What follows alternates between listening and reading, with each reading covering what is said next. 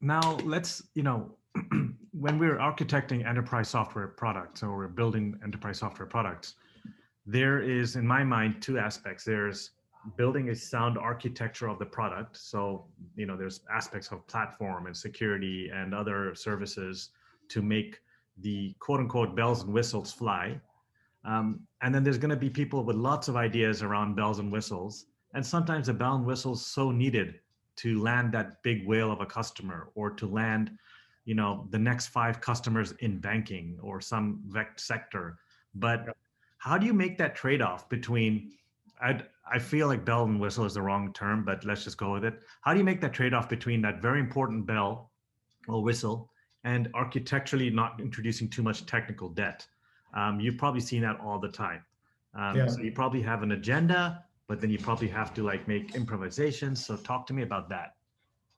Well, so it's usually obvious when you work with an enterprise software, any software, but enterprise software is most obvious, I think, whether it's bells and whistles product management or end-to-end use case product management, right? And the bells and whistles product management are the product management org that have allowed an environment, that have enabled an environment for all those requests. If only we had feature X, we would get this deal, right?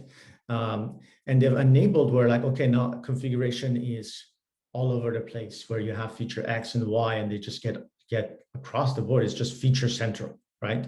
I'm not going to throw any product under the bus here, but there's definitely products that we work with every day that have that, right? And it's very difficult to work with. The end-to-end use case world is where you might even take away features because you're enabling that end-to-end use case. Now, situations, now this is the tension with sales, right? Because in some ways, product management is at the center of a lot of tensions with healthy tensions, let's call it. The relationship with sales is where sales can come in and say, we need feature X.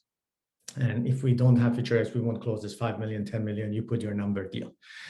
I've found most of the time that you can sit down with the customer, you can go over their use case. I'd say 90% of the time. And you can say, oh, really? Well, you can actually achieve this with the software as is and actually make your life simpler without feature X. It's the need, it's the pain that we need to worry about. 90% of the time, if you sit down with a customer, you can do it. It's just that it takes that time and effort. 10% of the time, it will come down to feature X. And that's where you actually need to sit down with your sales leader, with your CEO, and decide the trade-off between putting feature X and perhaps diverging from the product strategy and the end-to-end use case, or not doing it and potentially losing the deal. And again, even in those 10% of the time, I would say 90% of those 10%, even if you say no, we're not doing it, it'll be okay. You'll still close the deal. Interesting. So salespeople, take note. If you're going to your product people with that feature X, you need to close a deal and trying to guilt them in. Make sure Reza is not the guy you're talking to because he'll convince you otherwise. Yeah.